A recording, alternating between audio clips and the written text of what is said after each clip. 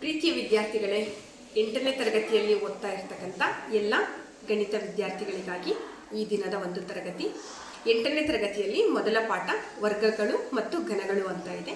ಈ ಪಾಠದಲ್ಲಿ ಒಂದು ಕಾನ್ಸೆಪ್ಟ್ ಇದೆ. ಅದು ಯಾವುದಪ್ಪ ಅಂದರೆ ಒಂದು ಪೂರ್ಣ ವರ್ಗ ಮತ್ತು ಬೆಸ ಸಂಖ್ಯೆಗಳು. ಮಕ್ಕಳೇ, ಪೂರ್ಣ ವರ್ಗ ಸಂಖ್ಯೆಗೂ ಬೆಸ ಸಂಖ್ಯೆಗಳಿಗೂ ಏನಾದರೂ ಸಂಬಂಧ ಇದೆಯಾ ಅಂತ ನೋಡೋದಾದರೆ ಹೌದು ಮಕ್ಕಳೇ, ಬೆಸ ಸಂಖ್ಯೆಗಳಿಗೂ ಪೂರ್ಣ ವರ್ಗ ಸಂಖ್ಯೆಗಳಿಗೂ ತುಂಬ ಹತ್ತಿರದ ಸಂಬಂಧ ಇದೆ. ಅದು ಯಾವ ಸಂಬಂಧ ಅಂತ ನೋಡ್ತಾ ಹೋಗೋಣ ಬನ್ನಿ ಮಕ್ಕಳೇ. ಬೆಸ ಸಂಖ್ಯೆಗಳು ಯಾವ್ಯಾವುದು ಅಂತ ನೋಡೋದಾದರೆ ನೋಡಿ, 1, 3, 5, 7, 9, 11, 13 ಹಿಂಗೆ ಕಂಟಿನ್ಯೂ ಆಗ್ತಾ ಹೋಗುತ್ತೆ ಮಕ್ಕಳೇ. ಇವನ್ನ ನಾವು ಬೆಸ ಸಂಖ್ಯೆಗಳು ಅಂತ ಕರಿತೀವಿ.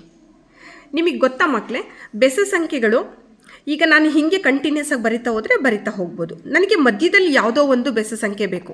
ಸಪೋಸ್ ನನಗೆ ಒಂದು 51ನೇ ಬೆಸ ಸಂಖ್ಯೆ ಬೇಕು ಅಂತ ಇಟ್ಕೊಳ್ಳಿ. 51ನೇ ಬೆಸ ಸಂಖ್ಯೆ ಯಾವುದು ಅಂತ ಹೇಳಬೇಕು ನಾನೀಗ. ಸೊ ಹಾಗಾದರೆ 51ನೇ ಬೆಸ ಸಂಖ್ಯೆ ಯಾವುದು ಅಂತ ಹೇಳಬೇಕಂದ್ರೆ ಇದೇ ಥರ ಕಂಟಿನ್ಯೂಸ್ ಆಗಿ ಬರ್ಕೊಂಡೋಗೋ ಅವಶ್ಯಕತೆ ಇಲ್ಲ ಮಕ್ಕಳೇ. ಬೆಸ ಸಂಖ್ಯೆ ಎನ್ನನೇ ಬೆಸ ಸಂಖ್ಯೆ ಯಾವುದು ಅಂತ ಹೇಳೋದಕ್ಕೆ ನಮ್ಮ ಹತ್ರ ಒಂದು ಸೂತ್ರ ಇದೆ. ಅದು ಯಾವುದಂದರೆ ಎನ್ನನೇ ಬೆಸ ಸಂಖ್ಯೆ is equal to 2n minus 1. ಇದು ಮಕ್ಕಳೇ, ಇದು ತುಂಬ ಚೆನ್ನಾಗಿರ್ತಕ್ಕಂಥ ಸೂತ್ರ. ಚೆನ್ನಾಗಿ ನೆನ್ಪಿಟ್ಕೊಳ್ಳಿ.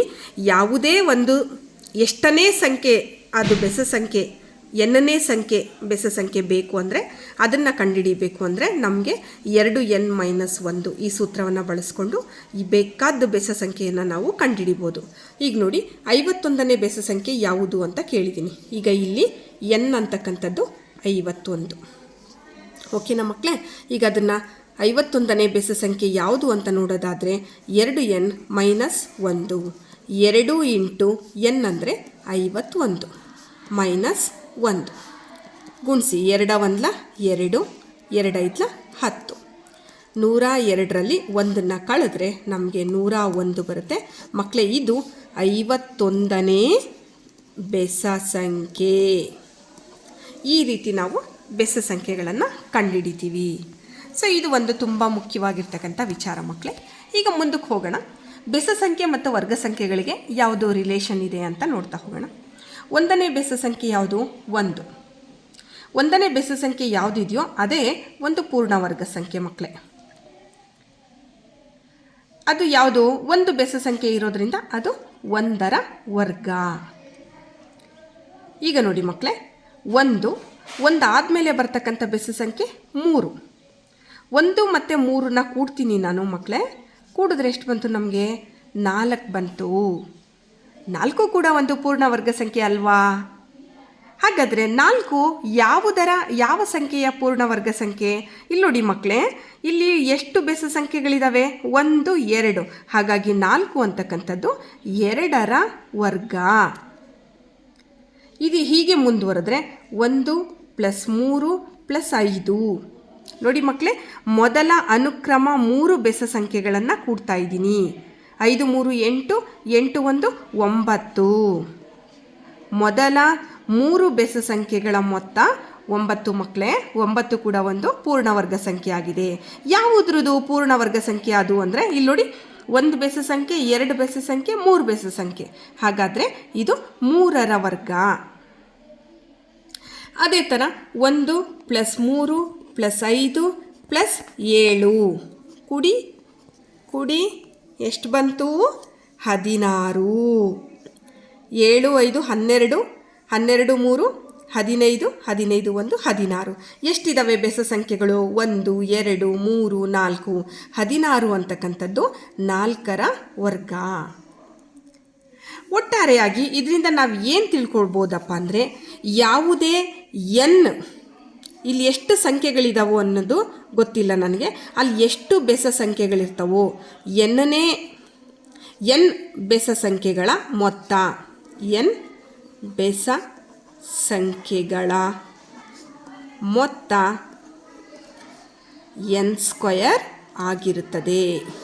ಇದು ಚೆನ್ನಾಗಿ ನೆನ್ಪಿಟ್ಕೋಬೇಕು ಮಕ್ಕಳೇ. ನಾವು ಎಷ್ಟು ಎನ್ ಬೆಸ ಸಂಖ್ಯೆಗಳನ್ನು ತಗೋತೀವೋ ಅದನ್ನು ಕೂಡಿದ್ರೆ ನಮಗೆ ಬರ್ತಕ್ಕಂಥ ಮೊತ್ತ ಯಾವತ್ತಿಗೂ ಏನಾಗಿರುತ್ತೆ ಅಂದರೆ ಅಲ್ಲಿ ಎಷ್ಟು ಬೆಸ ಸಂಖ್ಯೆಗಳಿರ್ತಾವೋ ಅಷ್ಟು ಬೆಸ ಸಂಖ್ಯೆಗಳ ವರ್ಗ ಸಂಖ್ಯೆ ಆಗಿರುತ್ತದೆ. ಇದು ಬಹಳ ಮುಖ್ಯವಾಗಿರ್ತಕ್ಕಂಥದ್ದು ಮಕ್ಕಳೇ. ಇದನ್ನು 1 ಮಾರ್ಕ್ಸಿಗೆ ಕೇಳ್ತಾರೆ.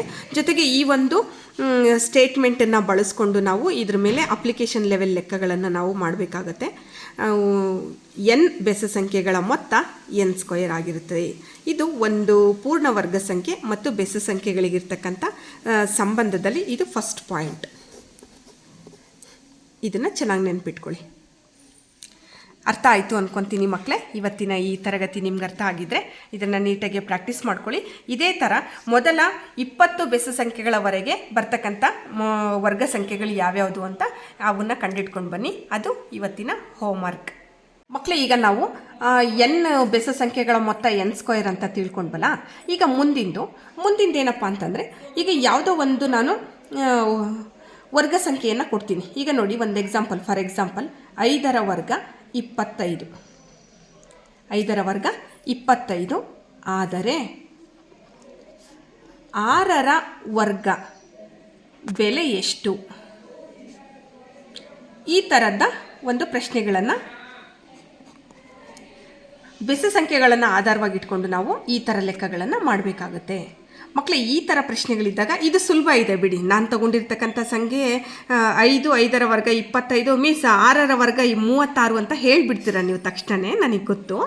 ಆದಾಗ್ಯೂ ನಾವು ಬೆಸ ಸಂಖ್ಯೆಗಳ ಒಂದು ಮೊತ್ತವನ್ನು ಆಧಾರವಾಗಿಟ್ಕೊಂಡು ಈ ಥರ ಇದು ಹೆಂಗೆ ಮಾಡೋದು ಅಂತ ನೋಡೋದಾದರೆ ಮಕ್ಕಳೇ ನೋಡಿ, ಇಲ್ಲೀಗ 5ರ ವರ್ಗ ಇದೆ ಕೊಟ್ಟಿದ್ದಾರೆ 25. ಇದರ ಅರ್ಥ ಏನು?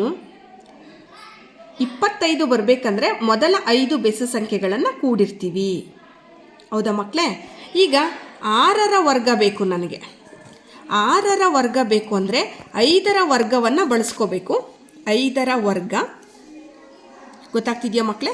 5ರ ವರ್ಗ ಅಂದರೆ ಇಲ್ಲಿ 5 ಬೆಸ ಸಂಖ್ಯೆಗಳ ಮೊತ್ತ ಇರುತ್ತೆ.